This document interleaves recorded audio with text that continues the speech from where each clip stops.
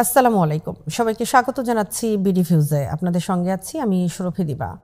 বাংলাদেশের রাজনীতিতে সাম্প্রতিক সময়ের সবচেয়ে আলোচিত বিষয়গুলোর একটি হলো বিএনপির ভারপ্রাপ্ত চেয়ারম্যান তারেক রহমানের সেই মন্তব্য, যেখানে তিনি প্রকাশ্যে অভিযোগ করেছেন যে জামাতে ইসলামী 1971 সালে পাকিস্তানের সহযোগী হয়ে বাঙালি জাতির বিরুদ্ধে হত্যা, ধর্ষণ ও গণহত্যা চালিয়েছে।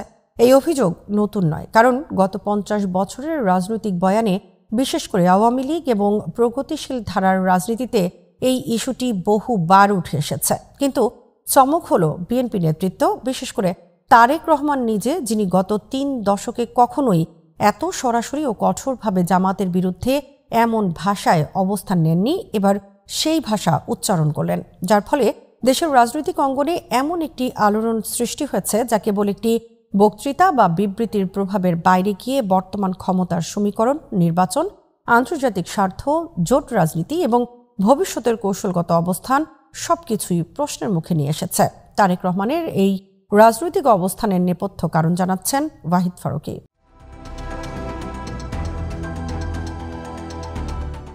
অনেকেই বলছেন এটি তারেক রহমানের রাজনৈতিক অবস্থানের নাটকীয় পরিবর্তন। আবার অনেকে মনে করছেন এটি আসলে বিএনপির ভবিষ্যৎ কৌশল পুনর্নির্মাণের একটি সুপরিকল্পিত অংশ। আবার কেউ কেউ মনে করছেন এটি বিএনপি ও জামাতের দীর্ঘ জোটের সম্পর্কের একটি আনুষ্ঠানিক বিচ্ছেদ ঘোষণা।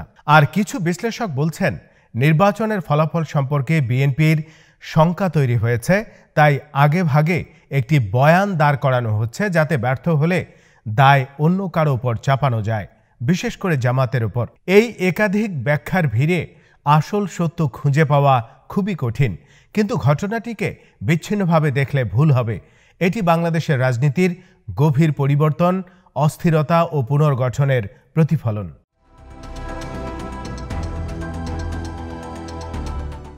বাংলাদেশে বিএনপি জামাত সম্পর্ক নতুন নয়। 1990 সালে সামরিক শাসন পতনের পর শুরু হওয়া গণতন্ত্রের প্রথম দশকেই এই সম্পর্ক মজবুত হয়। যখন 1991 সালে বিএনপি এককভাবে সংখ্যাগরিষ্ঠতা না পাওয়ায় সরকার গঠনে জামাতের সমর্থন গ্রহণ করে। এরপর 2001 সালে গঠিত 4 দলীয় জোট সরকারের জামাত 2টি মন্ত্রণালয় পায়, যা বাংলাদেশের রাজনৈতিক ইতিহাসে একটি তাৎপর্যপূর্ণ ঘটনা। কারণ জামাত কখনোই নিজস্ব দলীয় শক্তিতে 10টির বেশি আসন ইতিপূর্বে পায়নি, কিন্তু জোট রাজনীতির মাধ্যমে ক্ষমতার কেন্দ্রে প্রবেশ করতে সক্ষম হয়। সেই সময় থেকে বিএনপি জামাত সম্পর্ক আকারে যাই হোক, অস্তিত্বে পরস্পরের নির্ভরশীল থাকে।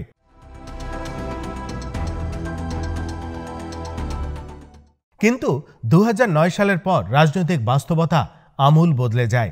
একদিকে আওয়ামী লীগ পরপর 3বার ক্ষমতায় এসে প্রাতিষ্ঠানিক স্থিতি তৈরি করে, অন্যদিকে জামাত যুদ্ধাপরাধ মামলায় বড় ধরনের ধাক্কা খায়, নিবন্ধন বাতিল হয়, শীর্ষ নেতারা ফাঁসির দণ্ড পায়, সংগঠন দুর্বল হয়ে পড়ে, রাজনৈতিকভাবে বিচ্ছিন্ন হয়ে পড়ে। ফলে বিএনপির জন্য জামাতকে আগের মতো বরণ করা ক্রমেই কঠিন হয়ে পড়ে। বিশেষ করে আন্তর্জাতিক অঙ্গনে জামাতকে নিয়ে স্পষ্ট সমালোচনা থাকায় বিএনপিকে জোট রাজনীতিতে বাস্তবতার মুখোমুখি দাঁড়াতে হয়। যদিও মাঠ পর্যায়ে দুই দলের কর্মী সমর্থকদের মধ্যে বিভিন্ন সমন্বয় ছিল, কিন্তু কৌশলগত জোট ধীরে ধীরে শিথিল হতে থাকে। ইজ্জত পর্যন্ত লুট করেছিল, এই কথাটি আমাদেরকে মনে রাখতে। এই সম্পর্কের ধারাবাহিকতায় হঠাৎ করে তারেক রহমানের ক্ষোভপূর্ণ বক্তব্য যেন এক ধরনের রাজনৈতিক ভূমিকম্প। অনেকেই ভাবছেন এত বছরের সম্পর্কের পর হঠাৎ এত তীব্র ভাষা কেন? বিএনপি কি জামাতকে ব্যবহার শেষে ফেলে দিল, নাকি জামাতকে দূরে সরিয়ে আন্তর্জাতিক মহলে গ্রহণযোগ্যতা অর্জনের চেষ্টা হচ্ছে, নাকি বিএনপি আগাম নির্বাচনী পরাজয়ের বর্ণনা তৈরি করছে? এই প্রশ্নগুলো যে অযৌক্তিক নয় তা রাজনৈতিক ইতিহাস দেখলেই বোঝা যায়।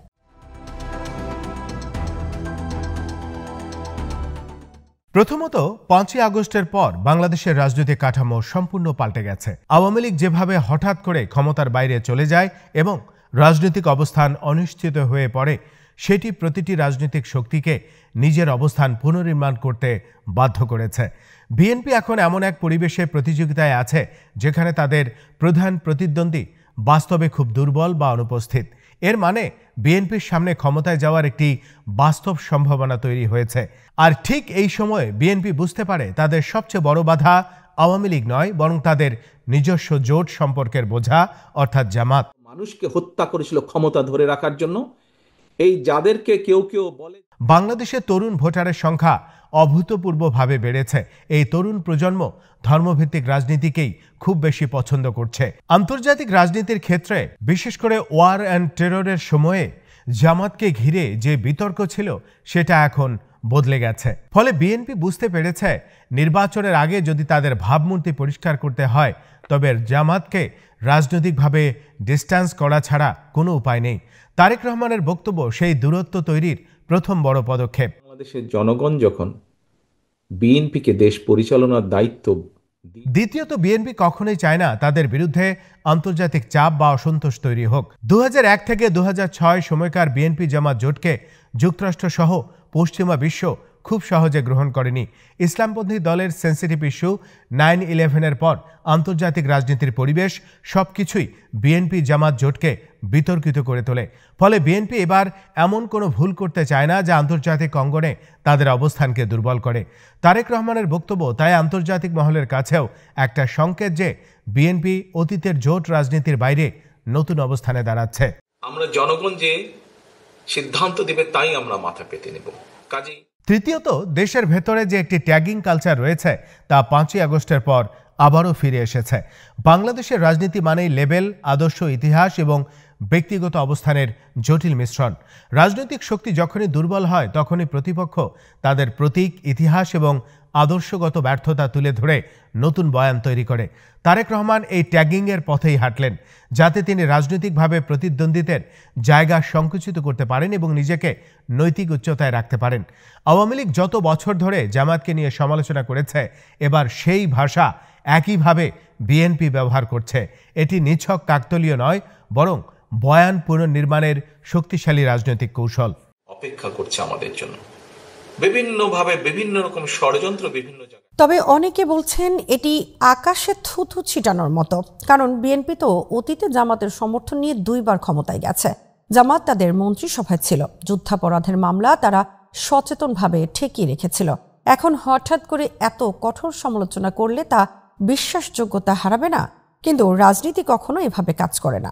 রাজনীতি হলো ক্ষমতার বিজ্ঞান, আর ক্ষমতা অর্জনের জন্য দলগুলো প্রায়ই অতীত মুছে নতুন বয়ান দাঁড় করায়। বিএনপি জানে বর্তমান বাস্তবতা অতীতের সম্পূর্ণ বিপরীত। এখন তাদের মূল লক্ষ্য হলো ক্ষমতাসীন হওয়া এবং আন্তর্জাতিকভাবে সুপ্রতিষ্ঠিত হওয়া। সেখানে জামাতের সঙ্গে সম্পর্ক একটি বাধা হয়ে দাঁড়িয়েছে। তাই এটি আত্মবিরোধী নয়, বরং কৌশলগত।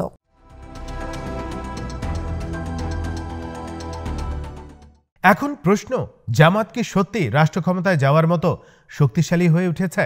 অনেকে মনে করছেন আওয়ামী লীগ না থাকায় জামাত এবার শক্ত অবস্থানে থাকবে। তবে জামাতের বিরুদ্ধবাদীরা মনে করেন জামাত কখনোই জাতীয় পর্যায়ে 20টির বেশি আসন পায়নি। 2001 সালে জোটের সুবিধায় তারা 17টি আসন পেলেও তা তাদের নিজস্ব শক্তি নয়, বরং তখনকার নির্বাচনী সমীকরণের ফল। কিন্তু বর্তমানে একটা বিষয় সামনে এসেছে, তরুণ ভোটারদের কাছে জামাত খুবই জনপ্রিয়। বিশেষ করে ডাকসু থেকে শুরু করে বাংলাদেশের বিশ্ববিদ্যালয়গুলোর ছাত্র সংসদ নির্বাচনে ভূমিধস বিজয় প্রমাণ করে তরুণ সমাজের মতামত এখন ইসলামপন্থীদের দিকেই। কিন্তু তবুও বিরুদ্ধবাদীরা মনে করে জামাত মাঠ পর্যায়ে সংগঠিত, তাদের ক্যাডার ভিত্তি শক্তিশালী, কিন্তু তা ক্ষমতা দখলের সামর্থ্য সৃষ্টি করবে না, বরং আন্দোলন বা কর্মসূচিতে ভূমিকা রাখে। ফলে জামাত রাষ্ট্র ক্ষমতায় আসছে এমন ধারণার সাথে অনেকেই একমত নন।